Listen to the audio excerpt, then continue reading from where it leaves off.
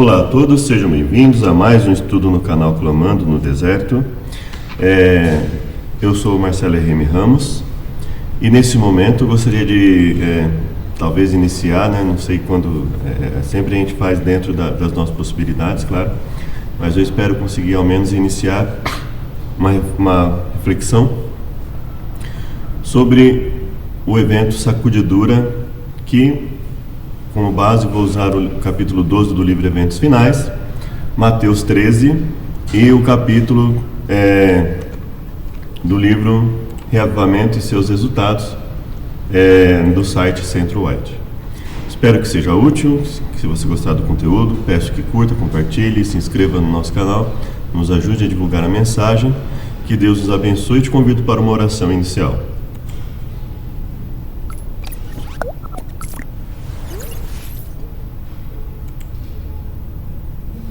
Obrigado, Deus, por mais uma chance que temos de aprender e transmitir a Tua mensagem.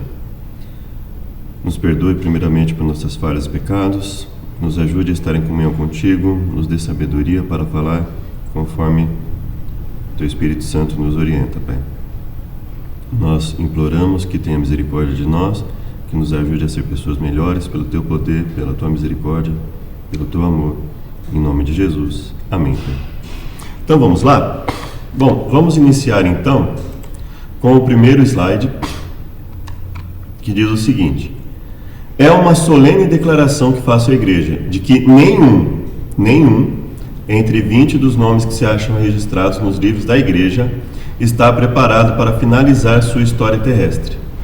Então, já naquela época, ela já havia comentado da dificuldade em conseguir dos membros uma colaboração maior, um compromisso, um comprometimento com a história terrestre, com a nossa missão como igreja, como servos de Deus aqui nesse mundo. E achar-se-ia tão verdadeiramente sem Deus e sem esperança no mundo como o pecador comum.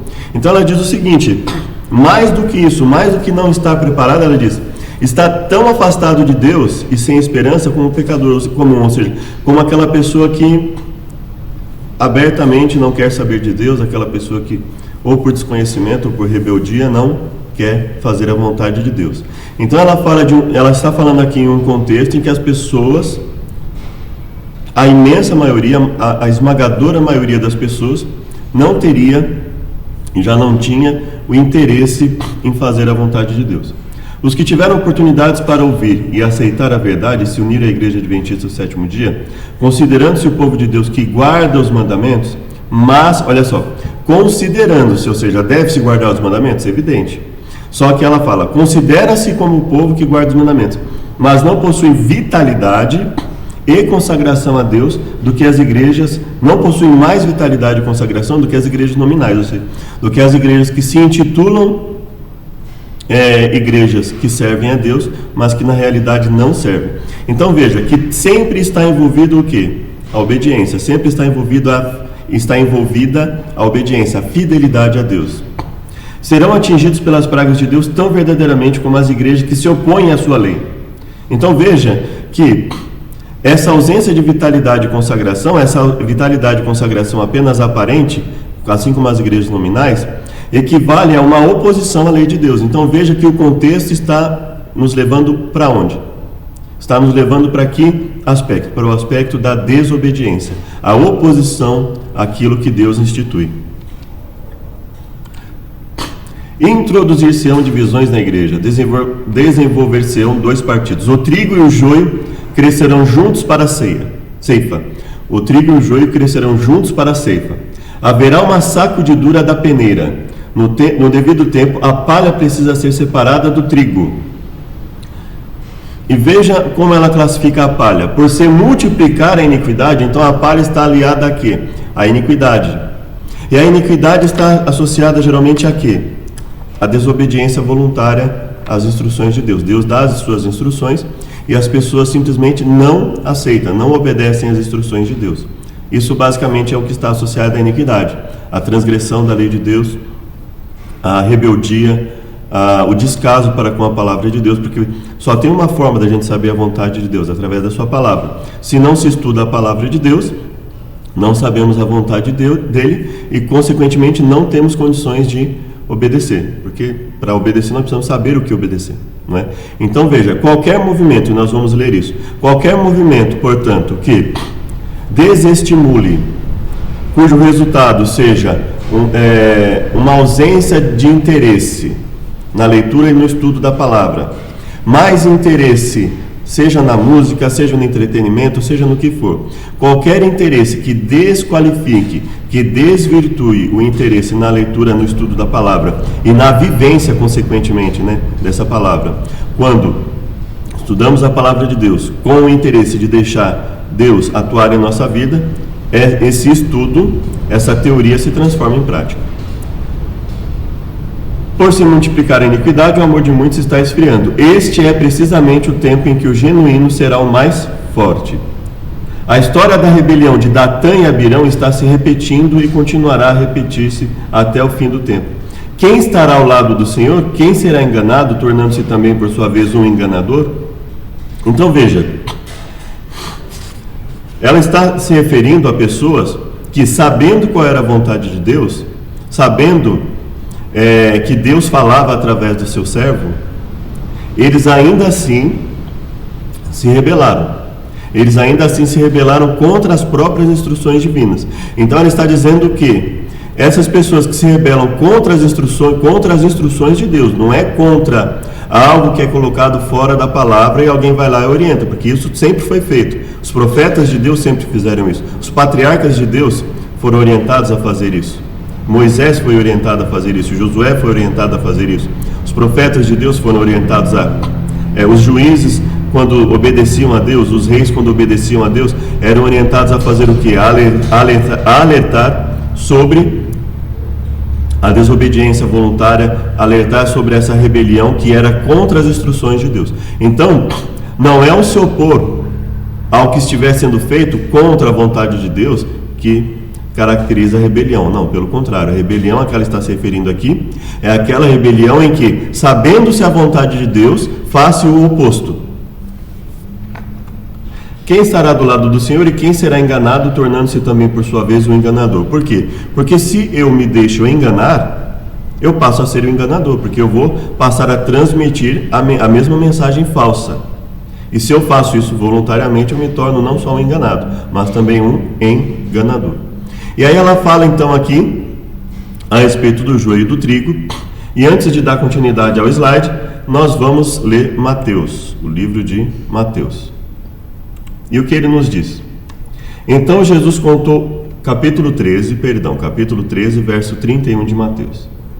Então Jesus contou outra parábola: o reino dos céus é como a semente de mostarda que alguém semeia no campo. É a menor de todas as sementes, mas se torna a maior das hortaliças. Cresce até se transformar em árvore, vêm as aves e fazem ninho em seus galhos. Jesus também contou a seguinte parábola. Então ele estava falando em contexto em que ele está citando parábolas, a importância do desenvolvimento da mensagem na mente do ser humano, assim como a semente de mostarda, que é semeada e cresce. E aí ele fala: o reino dos céus é como o fermento que uma mulher usa para fazer o pão, né? E a massa fica fermentada. Então ele fala de algo que começa pequeno e vai se desenvolvendo na mente do ser humano. Então ele está dizendo: olha, a mensagem de Deus, no verdadeiro reavivamento, ela produz o quê? O desejo em se estudar e vivenciar as instruções divinas. Jesus sempre usava histórias e comparações como essas quando falava às multidões. Na verdade, nunca falava sem usar parábolas. Cumpriu-se desse modo que foi dito pelo profeta, por meio do profeta: eu lhes falarei por meio de parábolas, explicarei coisas escondidas desde a criação do mundo. Em seguida, deixando as multidões do lado de fora, Jesus entrou em casa. Lá acima ele já havia falado sobre a parábola do joio. Então, o que nós vamos pegar aqui é a explicação da parábola. Por favor, explique-nos a história do joio no campo. Jesus respondeu: olha, o filho do homem é o agricultor que planta as boas sementes. O campo é o mundo.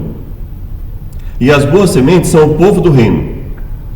Então ele fala: olha, o filho do homem, ele busca, ele levanta seus servos. Através da sua palavra, através do Espírito Santo, ele vai buscar fortalecer, reavivar, reformar os seus servos. O campo é o mundo, as boas sementes são o povo do reino. O joio são as pessoas que pertencem ao maligno. E o inimigo que plantou o joio no meio do trigo é o diabo. A colheita é o fim dos tempos. E os que fazem as colheitas são os anjos. A colheita. Da mesma forma que o joio é separado e queimado no fogo, assim será no fim dos tempos. O Filho do Homem enviará seus anjos, eles removerão do reino tudo que produz pecado e todos que praticam o mal. Então quem é o joio? Olha só o que Jesus está falando. Olha o que Jesus fala. O que é o joio? Tudo que produz pecado e todos que praticam o mal representam o joio na igreja. Jesus usou a parábola do joio em dois momentos. Ele fala da parábola da boa semente sendo a palavra, né? E aqui ele fala do joio como sendo pessoas. Então ele fala, a boa semente é a mensagem, é a palavra de Deus. O que seria a má semente? Tudo aquilo que se opõe ou que desestimula o estudo, a compreensão da palavra de Deus. O que é o trigo? Ora, o trigo então é o que busca obediência, é o que incentiva a obediência à palavra de Deus, que incentiva o estudo da palavra. E o que é o joio? É o que faz o oposto. É aquele que produz pecado, é aquele que pratica o mal voluntário, abertamente, portanto. Por quê? Porque ele não se arrepende, não é? E os lançarão numa fornalha ardente, onde haverá choro e ranger de dentes, e então os justos brilharão como o sol no reino do seu Pai. Quem é capaz de ouvir, ouça com atenção. Então ele deixa bem claro, Jesus deixa bem claro, olha, joio é tudo aquilo que estimula o pecado, tudo aquilo que estimula o pecado, tudo aquilo que estimula a prática do mal, a prática do que é oposto à palavra de Deus, e tudo aquilo que desestimula, portanto, a fonte da obediência, que é a palavra, onde nós aprendemos a obedecer a Deus? Através da sua palavra. Tudo que desestimule a palavra de Deus produz pecado e incentiva a prática do mal. Então, quando a Bíblia coloca joio e trigo, ela deixa bem claro. Trigo são aqueles que buscam fazer a vontade de Deus conforme ele diz em sua palavra. Joio são aqueles que se opõem a Deus, que buscam o pecado, que buscam transgredir a vontade de Deus em nome de um estímulo, em nome, se opõem à palavra de Deus porque, como Paulo diz, como que com comichão nos ouvidos não conseguem mais tolerar a palavra de Deus.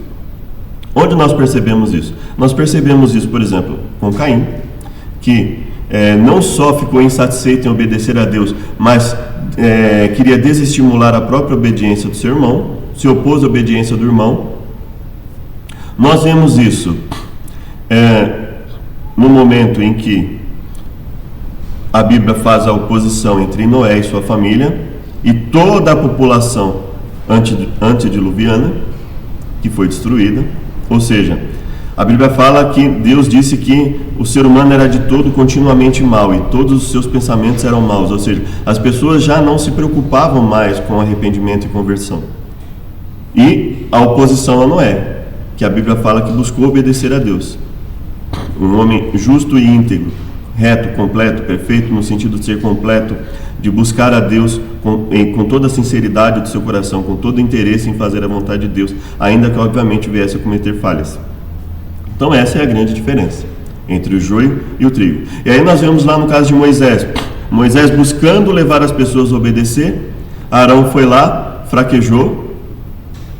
É claro que é uma situação muito difícil, né, ter que lidar com tantas pessoas, mas Arão fraquejou e ainda quis desculpar a sua desobediência, o seu incentivo do povo à desobediência, por medo de falar a mensagem, de se opor. E Moisés teve que ir lá e se opor àquilo e, de forma rígida, firme, instituir a mensagem de Deus novamente, instituir a vontade de Deus naquele povo.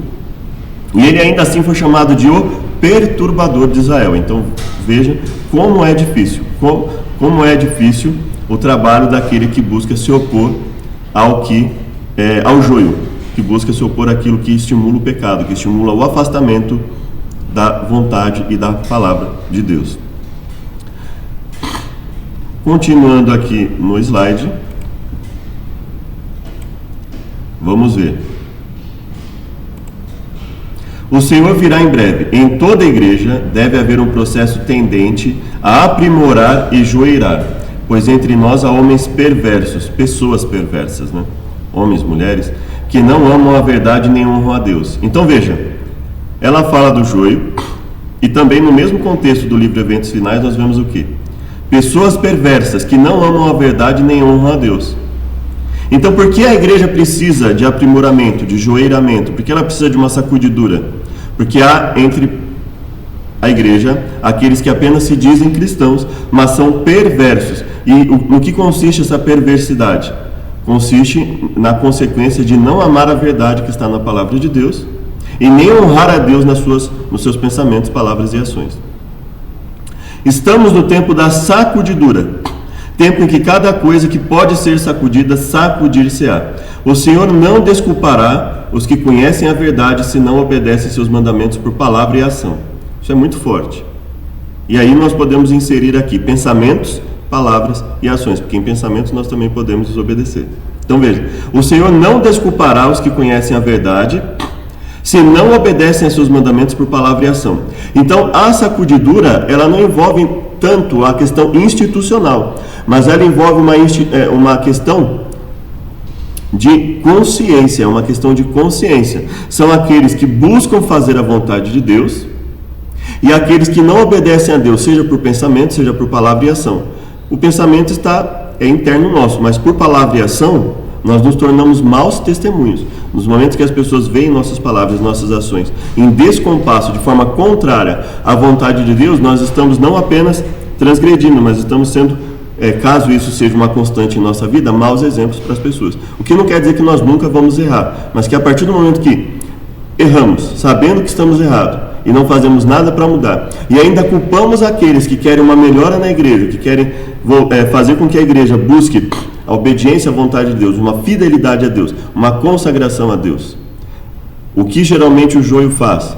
Você se lembra desde Caim, os tempos de Noé, o povo de Israel quando buscava se opor à vontade de Deus. Os fariseus e escribas na época de Jesus, a ponto de Jesus falar em Mateus 23, olha, obedeçam o que eles ensinam, mas não façam o que eles fazem, porque eles falam, mas não fazem. Mas nós estamos num momento que ainda é pior, porque nós temos aqueles que falam e não fazem, mas nós temos aqueles que nem sequer falam, aqueles que falam mentiras, aqueles que Paulo fala que vão buscar as pessoas que têm comichão nos ouvidos, que não querem ouvir a verdade e que querem ouvir o que é falso. Então ela fala claramente o que constitui o joio, para que serve essa sacudidura? Para separar para deixar claro, evidente, aqueles que querem obedecer aos mandamentos de Deus por palavra e ação daqueles que não querem. A prosperidade multiplica a massa dos que professam, a adversidade expurga-os da igreja. Então, tempos de melhoria aumenta a massa. A adversidade, problemas, faz o quê? Faz com que as pessoas saiam da igreja. E nesse caso vamos entender o sair da igreja como abandonar a fé. Abandonar a fé. Não vai longe o tempo em que a prova sobrevirá a toda a alma. A marca da besta nos será recomendada com insistência. Os que passo a passo cederam às exigências do mundo e se sujeitaram aos costumes mundanos, você já parou para perceber o quanto as igrejas em geral, as igrejas cristãs em geral, têm colocado a questão de costumes como uma mera liberalidade, olha, cada um faz do jeito que quer. Você já parou para pensar o quanto está difícil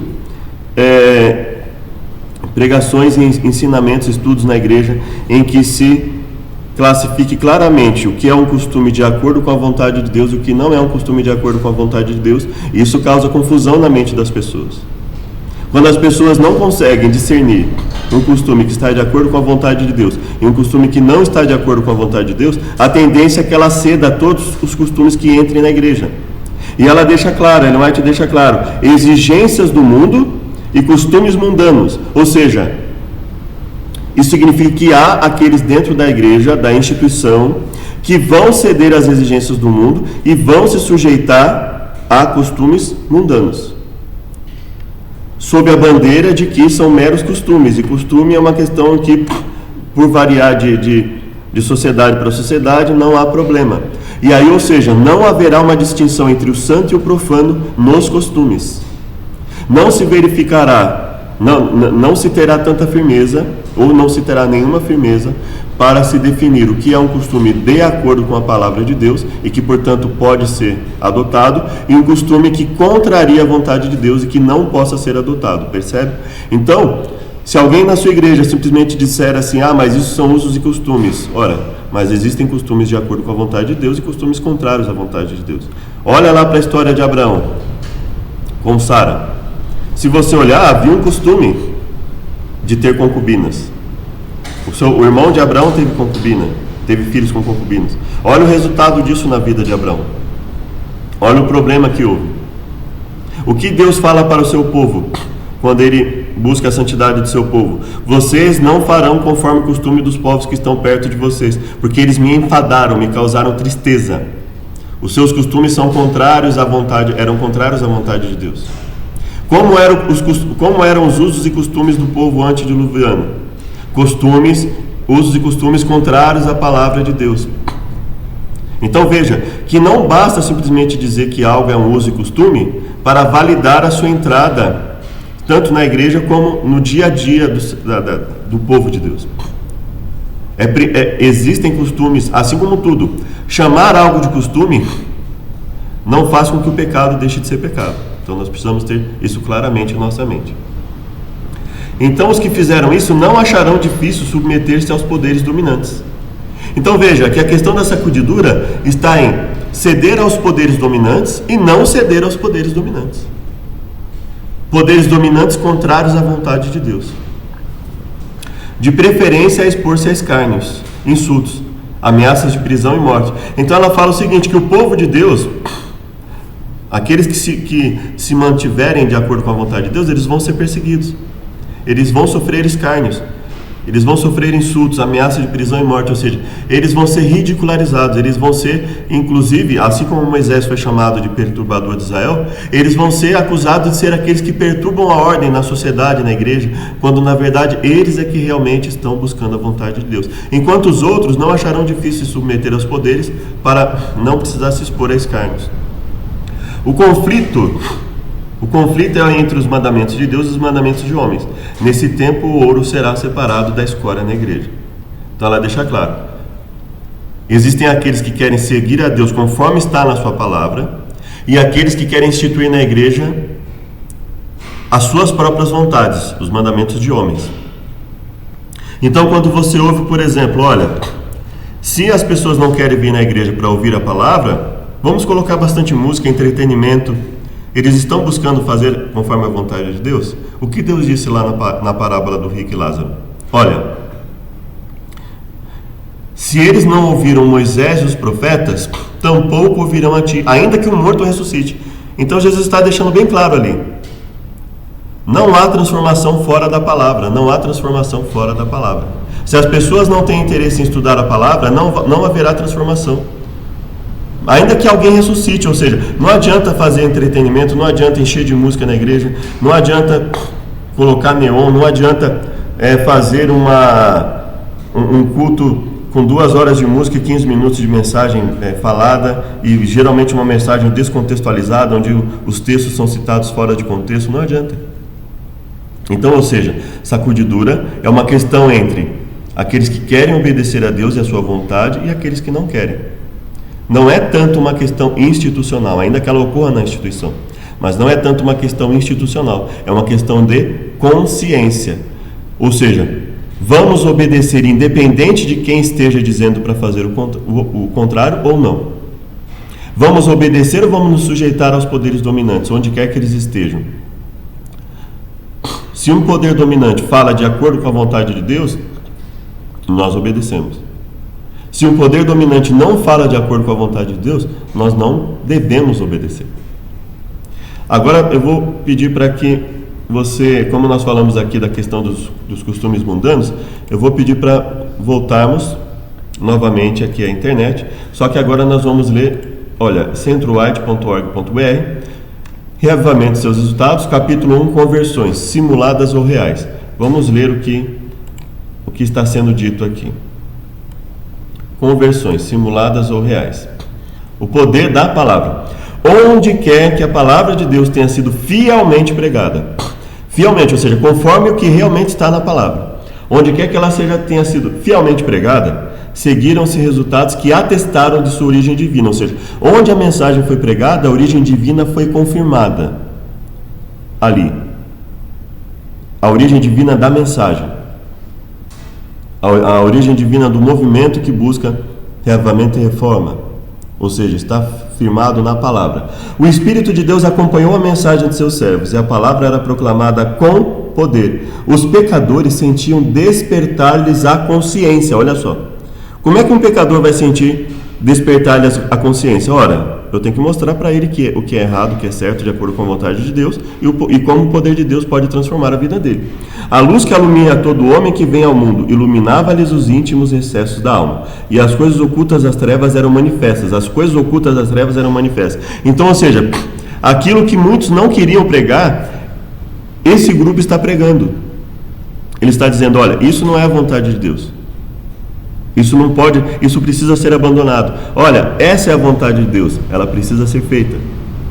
Veja, as coisas ocultas das trevas eram manifestas. Então, a igreja de Deus, ela não está com medo de pregar o que é certo e o que é errado. Pelo contrário, ela está tornando manifesta as obras das trevas, as coisas ocultas das trevas. Coração e espírito eram possuídos de profunda convicção, convenciam-se do pecado, da justiça e do juízo vindouro. O Espírito Santo fará o quê? Convencerá do pecado, porque não crê em mim; da justiça, porque vou para o meu Pai e não me vereis mais; do juízo, porque o príncipe desse mundo está julgado.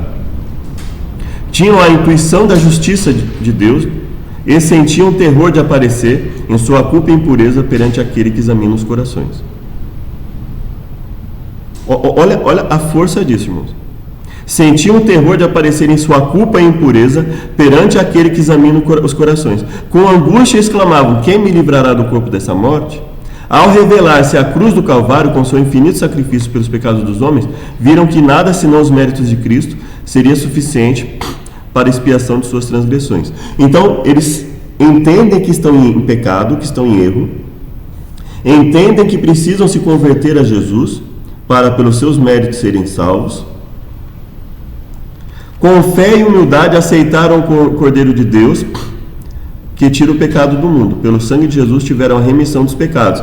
Então, o primeiro passo, reconhecer que está errado. Reconhecer que e para isso nós precisamos dizer, olha, isso é certo, isso é errado, conforme a vontade de Deus, conforme a palavra de Deus. Então, o movimento verdadeiro de reavivamento e reforma, ele mostra para as pessoas o que é certo e o que é errado, conforme a vontade de Deus. Aí aqueles que realmente querem isso, eles sentem que estão errados, sentem o peso do pecado. E aí eles se voltam a Cristo e sentem o perdão de Cristo, sentem a transformação de Cristo. E depois disso, aquelas pessoas produziram frutos dignos de arrependimento, creram e foram batizados, e levantaram-se para andar em novidade de vida. Então veja, primeiro, reconhecer o erro. Segundo, buscar a Cristo para que nos seus méritos seja salvo. E terceiro, andam em novidade de vida, ou seja, andam conforme os mandamentos de Deus estabelecidos na sua palavra. Como novas criaturas em Cristo Jesus, não para se conformarem aos desejos anteriores, mas pela fé no Filho de Deus seguir os passos, refletir-lhe o caráter e purificar-se assim como ele é puro. As coisas que antes odiavam, agora amavam, e as que antes amavam passaram a odiar. Então veja, há uma transformação na mente. Aquilo que nós gostávamos, nós passamos a perceber que é errado e não queremos mais, passamos a repudiar aquilo. E aquilo que antes nós não gostávamos porque não tínhamos uma consciência consagrada, nós passamos a gostar. Ou seja, a vontade de Deus vai transformando a nossa vida. O poder de Deus vai transformando a nossa vontade. Os orgulhosos e presunçosos tornaram-se mansos e humildes de coração. Os vaidosos e arrogantes se fizeram graves e acessíveis. Os profanos se tornaram reverentes, sóbrios os ébrios, os devassos puros. Transformação completa. Ou seja, não existe absolutamente nada que Deus não possa transformar. Orgulhosos e presunçosos, mansos e humildes. Vaidosos e arrogantes se tornam graves e acessíveis. Profanos se tornam reverentes, a irreverência acaba. Sóbrios se tornam ébrios, os devassos puros. As modas vãs do mundo, isso tem sido uma constante nas igrejas, foram postas de parte. Ou seja, as pessoas acham normal usar uma roupa cada vez mais justa, uma roupa cada vez mais rasgada, uma roupa cada vez mais decotada e assim sucessivamente. As modas vãs do mundo, por quê? Porque isso não agrega em nada à igreja, só prejudica. E não só as modas no vestuário, as modas em relação às músicas.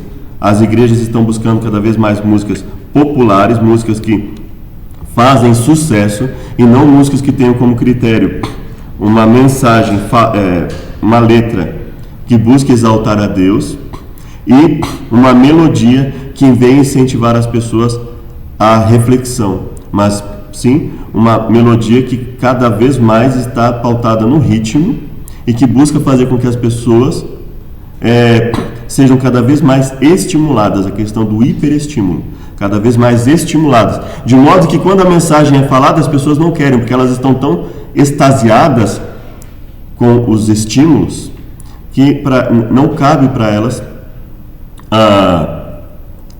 desejo pela mensagem. Os cristãos procuravam não o enfeite exterior no frisado dos cabelos, no uso de joias de ouro, na compostura de vestes, mas o homem encoberto no coração, no incorruptível traje de um espírito manso e quieto, que é precioso diante de Deus. Os reavivamentos verdadeiros resultavam em profundo exame de coração e humildade. Então não existe isso que a pessoa está há 5 anos na igreja, mas se eu falar alguma coisa... Não, peraí. O reavivamento verdadeiro resulta em profundo exame do coração e humildade. Então, se há uma pessoa com 5, 10, 15, 20 anos na igreja e que não está disposta a mudar, então ela nunca passou por um reavivamento verdadeiro. Caracterizavam-se pelos apelos solenes e fervorosos ao pecador, pela terna misericórdia para com a aquisição efetuada pelo sangue de Cristo. Homens e mulheres oravam e lutavam com Deus pela salvação dos outros. Os frutos de semelhantes avivamentos eram vistos nas pessoas que não fugiam da renúncia do sacrifício.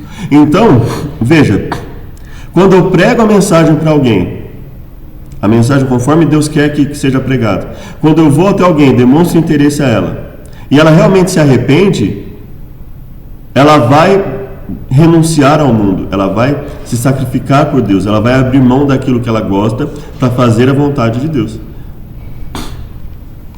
Mas que se regozijavam de que fossem consideradas dignas de sofrer dificuldade e provação por amor de Cristo. Esse é o resultado da obra do Espírito de Deus. Não há prova de genuíno arrependimento a menos que ele opere reforma na vida. Ou seja, a pessoa realmente se arrependeu, então a vida dela vai mudar. Se restitui o penhor, devolve o que tinha roubado, confessa os pecados e ama a Deus e seus semelhantes, o pecador pode estar certo de que encontrou paz com Deus. Ou seja, se há realmente mudança, se aquilo que ele fazia de errado, o que nós fazemos de errado, reconhecemos que é errado e passamos a lutar pelo poder de Deus para abandonar os erros, então sim, há o reavivamento verdadeiro. Sabia-se que eram abençoados por Deus pelos frutos, para a salvação dos homens e reerguimento da humanidade. E os reavivamentos falsos? Muitos reavivamentos dos tempos modernos têm, no entanto, apresentado notável contraste, o oposto, com aquelas manifestações da graça divina que nos tempos primitivos se seguiam aos esforços dos servos de Deus. É verdade que desperta grande interesse. Então vejam, qual é o grande argumento que é usado por muitas pessoas hoje para fazer alguma coisa na igreja? Olha, as pessoas estão se interessando. As pessoas estão se interessando em vir aqui. Pode não ter... tudo bem que a palavra não é pregada. Tudo bem que as pessoas não se preocupem em estudar para transmitir algo de qualidade. Tudo bem que a maioria das músicas, o predomínio está nos instrumentos de percussão. E, consequentemente, o êxtase está sendo cada vez mais enfatizado. Precisamos trazer os jovens para a igreja, então ao invés de orientarmos os pais a ter uma consagração melhor com os seus filhos dentro de casa, para que eles possam ter interesse na palavra, não, vamos ceder às vontades deles. Muitos professam conversão, vão às igrejas. É claro que não só os jovens, mas os adultos também. Porque se há desinteresse nos jovens, muito provável que há desinteresse em boa parte, inclusive nos adultos. Não há uma busca verdadeira, inclusive, nos adultos que convivem com esses jovens. Então, via de regra, uma criança totalmente desinteressada na palavra de Deus é o resultado do quê? É o resultado, via de regra, de pais que não buscam inserir essa criança no estudo da palavra, em um bom testemunho durante a semana. E aí, consequentemente, na igreja não vai haver interesse em ir realmente. Não quer dizer que, se nós orientarmos nossos filhos, que haverá 100% de chance deles ficarem. Mas, obviamente, se eu não ensinar, a chance diminui ainda mais. Muitos professam conversão e vão às igrejas. Então, veja, vão às igrejas. Não é uma questão de ir ou não ir à igreja. Os falsos avivamentos vão fazer com que as pessoas vão às igrejas. Eles vão se interessar. Agora, não obstante, os resultados não são de molde a autorizar a crença de que houve aumento correspondente da verdadeira vida espiritual. Então, onde que nós vamos ver? No resultado prático, no dia a dia, na mudança de vida. Elas querem ir à igreja, elas têm interesse, mas não para mudar a forma de ser. Mas elas querem ir para a igreja desde que a igreja se adapte às vontades delas. Porque se elas não querem, os resultados não são de modo a autorizar que houve um aumento da verdadeira vida espiritual. Se não houve mudança na vida espiritual dessa pessoa, então ela vai à igreja por quê? Porque a igreja está oferecendo o que ela quer e não o que ela precisa. A luz que brilha por algum tempo logo se apaga, deixando as trevas mais densas do que antes. E veja que nós não estamos falando em pessoas que estão abandonando as igrejas, não, irmãos. Nós estamos falando em pessoas que estão em trevas e que muitas vezes podem estar na igreja com as mais densas trevas ali rodeando e muitas vezes votando para escolher liderança na igreja. E aí eu te pergunto, pessoas trazidas à igreja por falsos avivamentos, um falso avivamento que busca quantidade e não qualidade, elas vão escolher que tipo de líder? Qual é o perfil de liderança de homens e mulheres que as pessoas vão escolher? Eu acho que não fica difícil você perceber que elas vão escolher pessoas que querem continuar propondo o falso avivamento. Avivamentos populares são muitas vezes levados a efeito por meio de quê? Apelos à imaginação, despertando-se as emoções. Então veja, eu tenho que colocar um estímulo cada vez maior à imaginação da pessoa. Eu preciso despertar cada vez mais as emoções das pessoas, satisfazendo-se o amor ao que é novo e surpreendente. Ou seja, a busca da palavra não é suficiente. Sentar, refletir sobre a palavra, cantar hinos, se confraternizar, sentir o poder de Deus nos testemunhos não é mais suficiente. Conversos ganhos dessa maneira têm pouco desejo de ouvir a verdade bíblica. Por quê? Porque não foram incentivados a ouvir a verdade bíblica. Porque foi transmitido a essas pessoas que o apelo à imaginação, o despertar das emoções e a necessidade de se colocar sempre algo novo e surpreendente fora da mensagem de Deus, fora da palavra de Deus, era o suficiente. E essas pessoas não têm desejo de ouvir a verdade bíblica. Você tem visto reavivamentos em que as pessoas não têm interesse em ouvir a verdade bíblica, mas ficam na igreja por horas quando há um culto musical, quando há um culto emocional? Olha só, pouco desejo de ouvir a mensagem bíblica, pouco interesse no testemunho dos profetas e apóstolos. A menos que o culto assuma algo de caráter sensacional, não lhes oferece atração. Não é atendida a mensagem que apele à razão desapaixonada, ou seja, sentar, estudar, entender a mensagem de Deus, refletir sobre a importância da mensagem, seja quando ela é no sentido de misericórdia, seja quando ela é no sentido de justiça, tanto nas palavras que agradam, quanto nas repreensões. Percebe? Então, não há interesse em apelar à razão desapaixonada. O culto que apela à razão desapaixonada, ele passa a ser visto como algo maçante, desanimador, desmotivador. Esse é o falso avivamento. Então veja, tenha isso em mente. Eu peço que você tenha isso em mente quando nós voltarmos a falar da sacudidura. As claras advertências da palavra de Deus, que diretamente se refere aos interesses eternos, não são tomadas a sério. Então veja, e aí ela fala aqui do verdadeiro reavivamento que haverá nos últimos tempos, e também Olha, muitos, tantos pastores como leigos, aceitarão alegremente as verdades que Deus providenciou fossem proclamados no tempo presente. Então vai haver um grupo que realmente vai aceitar alegremente as verdades que Deus providenciou. Por outro lado, o inimigo das almas deseja estorvar essa obra. Ele vai fazer o quê? Introduzir uma contrafação, uma oposição. Nas igrejas que puder colocar sob seu poder sedutor, fará parecer que a bênção especial de Deus foi derramada. Olha o reavivamento do Espírito Santo aí. Olha o reavivamento do Espírito Santo. E todo mundo, nossa, o Espírito Santo, precisamos ter o reavivamento do Espírito Santo. Só que não tem palavra, não tem mensagem. Não tem uma busca cada vez mais profunda na compreensão da palavra de Deus. Os versos são colocados fora de contexto. A pregação é cada vez mais emotiva. A pregação é cada vez mais destituída da palavra. Multidões, olha só, manifestará o que será considerado grande interesse religioso, mas é um interesse egoísta. Multidões exultarão de que Deus esteja operando maravilhosamente por elas, quando a obra é de outro espírito. Ou seja, você entendeu bem o que ela quer dizer aqui, né? Muitos vão falar que Deus está operando naquele avivamento, quando na verdade não é Ele que está operando, é o oposto dele. Sob disfarce religioso, Satanás procurará estender sua influência sobre o mundo cristão. Então acho que ficou muito claro para você aqui. Onde quer que os homens negligenciem o testemunho da Escritura Sagrada, desviando-se das verdades claras que servem para provar a alma e exigem, desviando-se da verdade claras que servem para provar a alma e que exigem renúncia de si mesmo e do mundo, podemos estar certos que ali não é outorgada a bênção de Deus. Ou seja, o reavivamento está propondo estudo aprofundado da palavra? Sim. Então vamos ver os frutos. Não está propondo? Então você já descarta de cara. Não tem nada de Deus ali. Vamos voltar então ao PDF.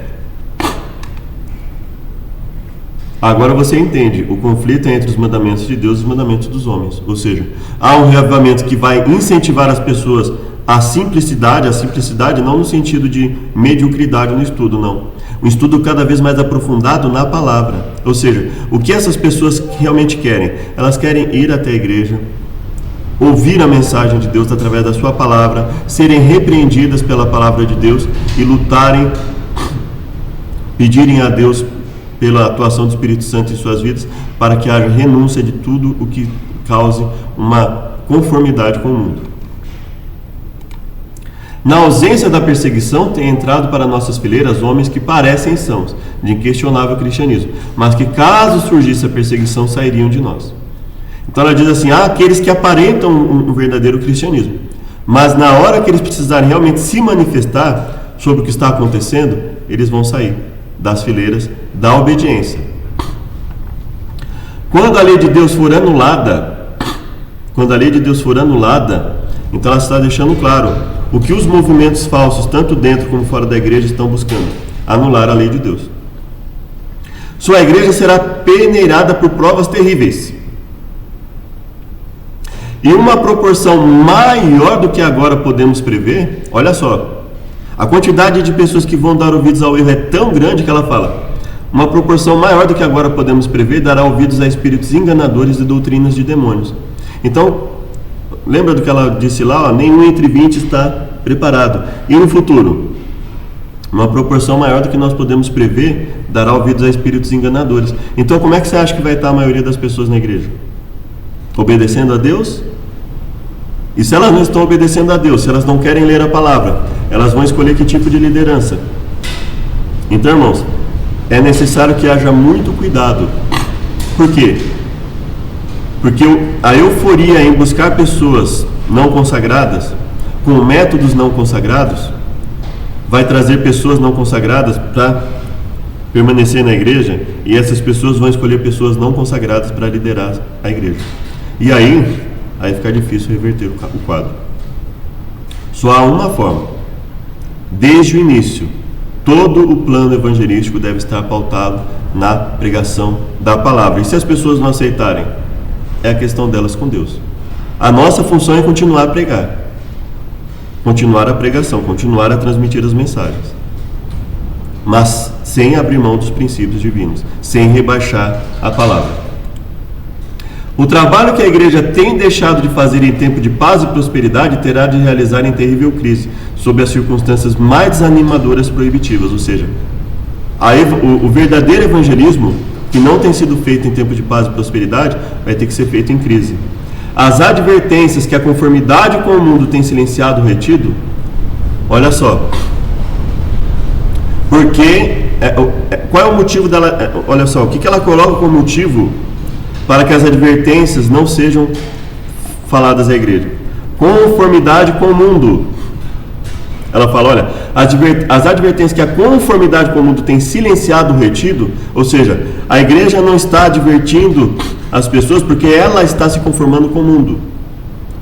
Quando eu digo igreja, são pessoas, né? As pessoas que estão advertindo, que têm se silenciado ou propositadamente retido, impedido as advertências, porque estão querendo se conformar com o mundo, ou estão com medo de se opor à conformidade com o mundo que está acontecendo em muitos ambientes da fé, precisam ser dadas sob a mais feroz oposição dos inimigos da fé.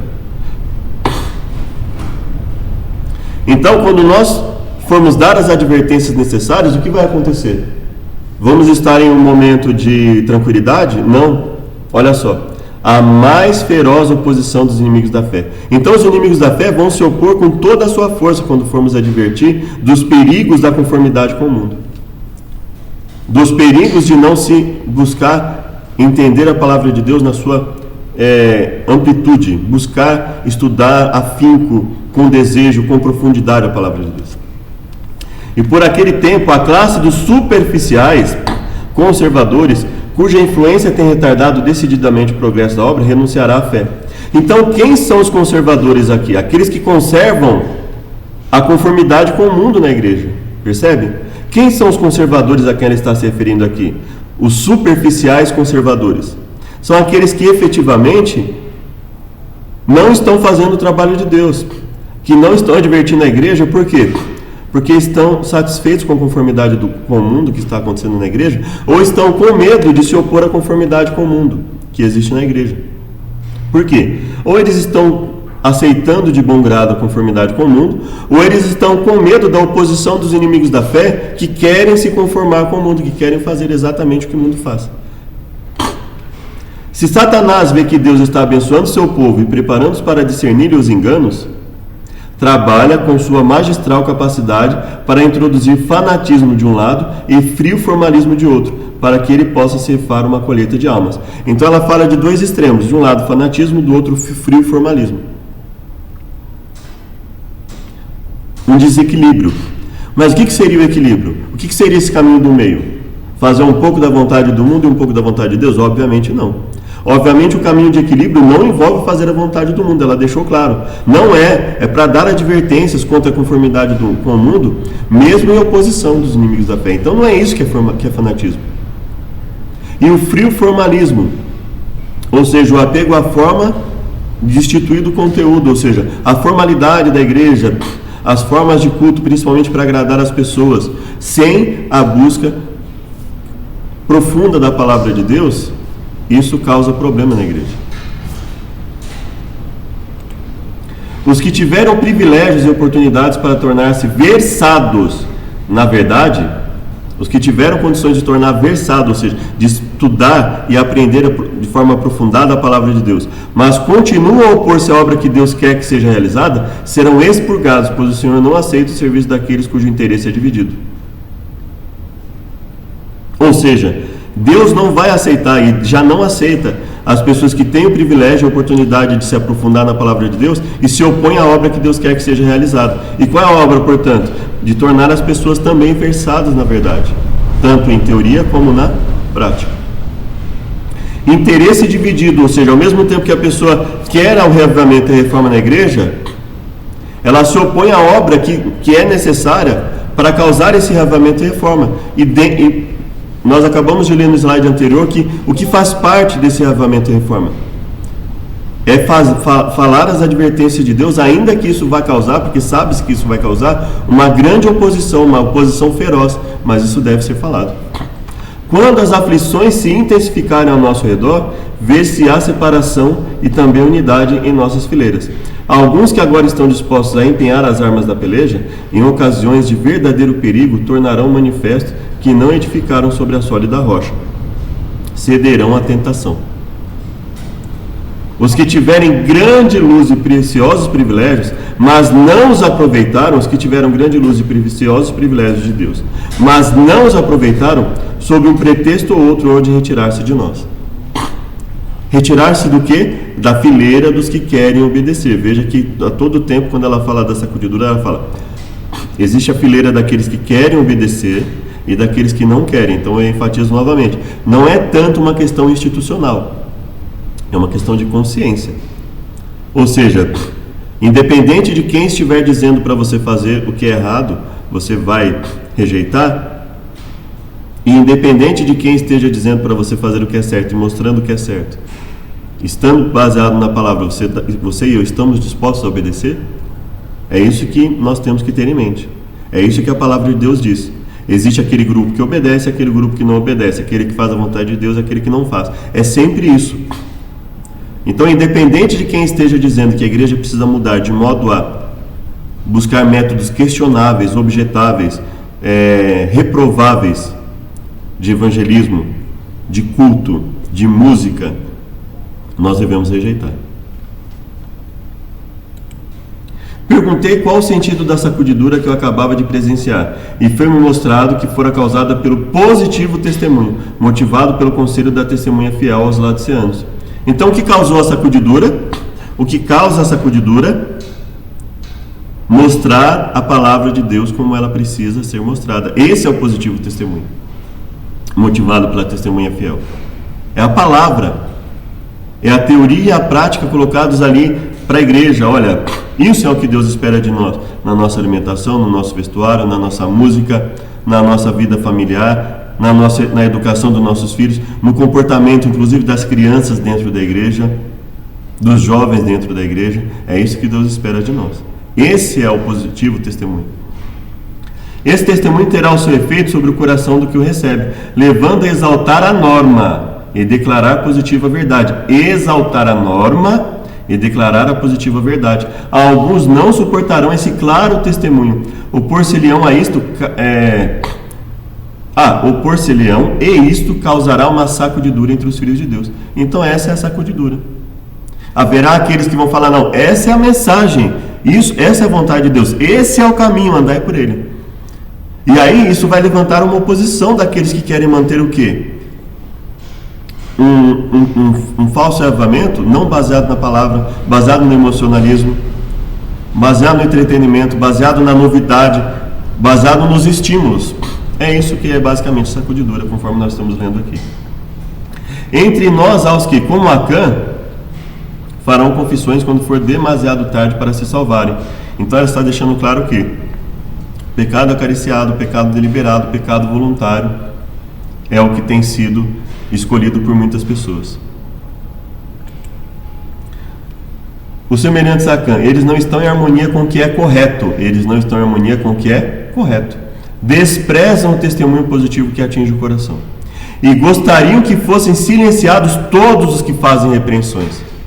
Gostariam que fossem silenciados todos os que fazem repreensões. Então, esse é o joio.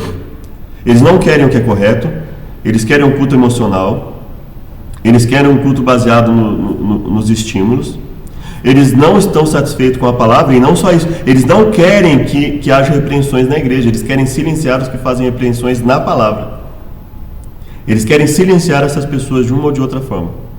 Então, esse é o joio na igreja. E quem é o trigo, consequentemente? O que quer fazer a repreensão conforme a palavra, o que quer estimular o estudo aprofundado da palavra, o que quer estimular uma reforma pautada na palavra de Deus, uma mudança de vida em todos os aspectos, pensamentos, palavras e ações, seja na alimentação, no vestuário, na forma de falar, nas músicas, na educação, em todos os aspectos, no trabalho.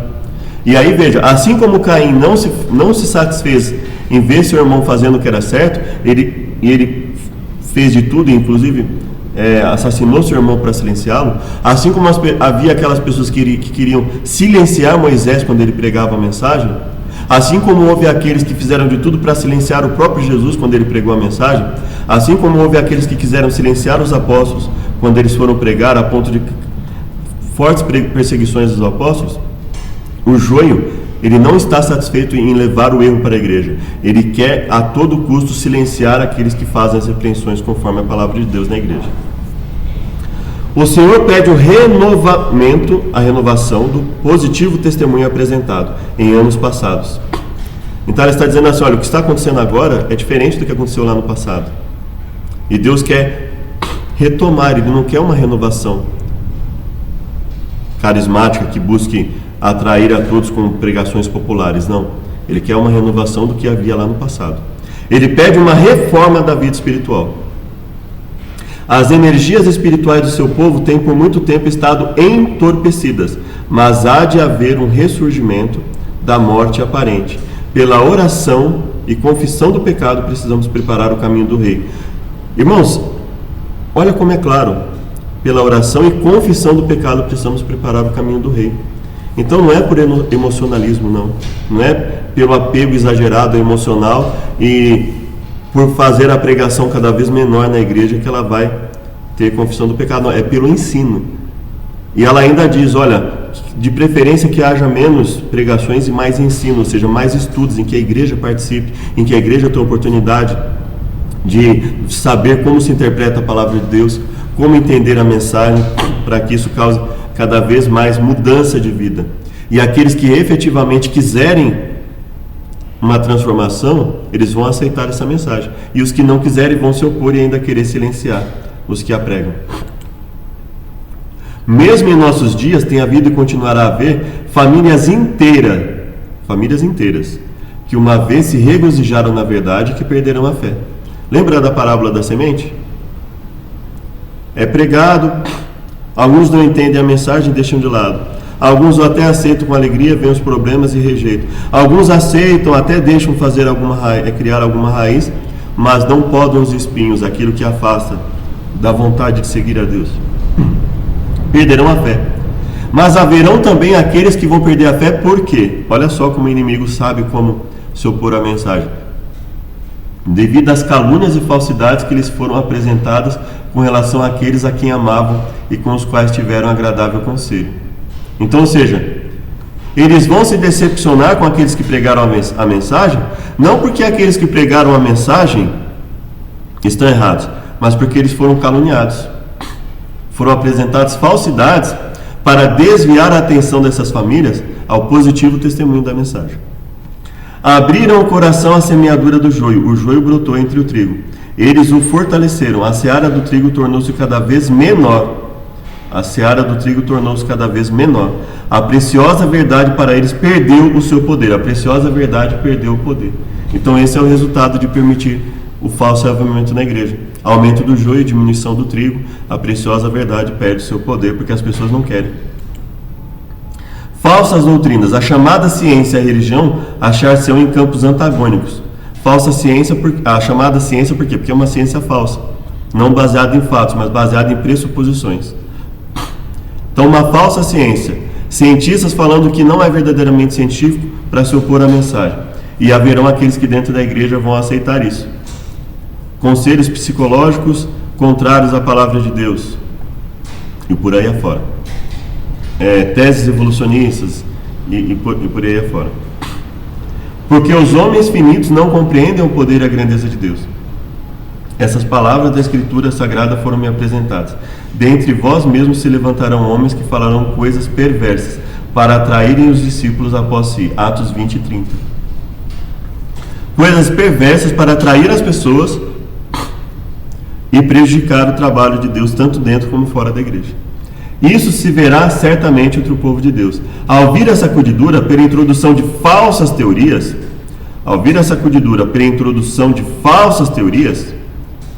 serão introduzidas então falsas teorias, fora da palavra. Esses leitores superficiais, ou seja, esses leitores que não querem buscar a Bíblia de uma forma aprofundada, um estudo coerente da palavra de Deus, um estudo adequado da palavra de Deus, que se contentam com qualquer coisa, não ancorados em parte alguma, são como areia movediça. Escorregam para qualquer posição para agradar a tendência de seus sentimentos de amargura. Não tendo recebido o amor da verdade, eles serão induzidos aos enganos do inimigo. Ou seja, se eles não estão dispostos a aceitar a verdade, o que o inimigo vai fazer? Vai introduzir o engano dele. Darão ouvidos a espíritos enganadores e a ensinos de demônios e se afastarão da fé. O inimigo introduzirá doutrinas falsas, tais como a de que não existe um santuário. Veja que ela está dizendo, não existe essa questão de isso é ponto de salvação, isso não é ponto de salvação. Mentira é mentira.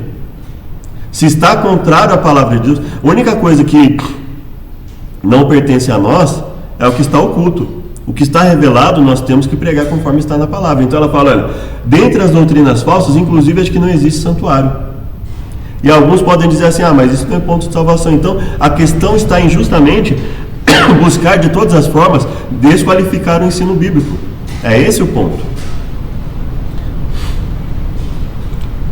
Uma coisa é certa, os adventistas do sétimo dia que se colocam sob o estandarte de Satanás. Olha o que ela está dizendo aqui. E com isso nós finalizamos essa primeira parte do estudo. Os adventistas do sétimo dia que se colocam sob o estandarte de Satanás abandonarão primeiro sua fé. Veja que não é uma questão institucional, é abandono da fé nas advertências e repreensões contidas nos testemunhos do Espírito de Deus. Os adventistas do sétimo dia que se colocam sob o estandarte de Satanás abandonarão primeiro sua fé nas advertências e repreensões contidas no testemunho do Espírito de Deus. Então ela está dizendo a todo momento que quem é o joio? O joio é quem se afasta das instruções claras das Escrituras. Não tem a ver com o fato de eu estar na igreja e aceitar de forma feliz os enganos que vierem a ser propostos por alguém. Não. Ela está dizendo que quem vai abandonar a fé na verdadeira mensagem são aqueles que não aceitam as advertências e repreensões contidas. Eles vão abandonar as advertências e repreensões do testemunho de Deus. O derradeiro engano de Satanás será anular o testemunho do Espírito de Deus. Anular o testemunho do Espírito de Deus. Não havendo profecia, o povo se corrompe, ou no inglês, o povo perece. Satanás operará habilmente de várias maneiras. Ele vai operar habilmente de várias maneiras, por diferentes instrumentalidades, para perturbar a confiança do povo remanescente de Deus no verdadeiro testemunho. Então veja, olha só a situação do trigo na igreja. Eles estão vendo um falso avivamento se levantar. Eles estão vendo a palavra de Deus ser jogada de lado. Os testemunhos da mensagem, da Bíblia, do Espírito e Profecia serem lançados de lado ou serem deturpados. Por quê? Porque não se há interesse em analisá-los de forma aprofundada. Eles estão vendo as pessoas pregarem apenas e única e exclusivamente amor, graça e perdão de forma distorcida e jamais renúncia ao pecado, necessidade de saber o que é certo e errado. Olha só a situação do trigo na igreja.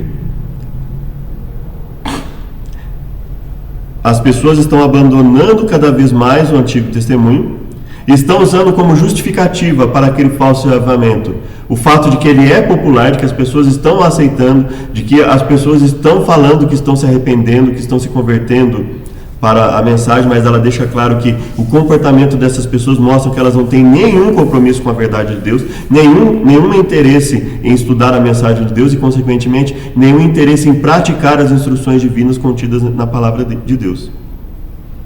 Então, esse é o ponto em que ela toca na questão da sacudidura. Nós vemos até o slide 13, vamos continuar do 14 em diante no próximo estudo. Espero que tenha sido útil. Que Deus abençoe a sua vida, que Deus abençoe minha vida, que Ele nos auxilie para que possamos fazer a sua vontade em todo momento. Te convido para uma oração final. Obrigado, Deus, pela chance que temos de aprender a tua mensagem. Esteja conosco, que venhamos entender a tua mensagem e a necessidade de mudança em nossa vida. Nos ajude a pregar a tua mensagem, independente da oposição que isso vier a causar. Nos ajude também a sermos transformados por Ti e falarmos exatamente o que o Senhor quer que falemos e viver o que o Senhor quer que vivamos, em nome de Jesus. Amém. Muito obrigado. Até o próximo estudo. Deus nos abençoe.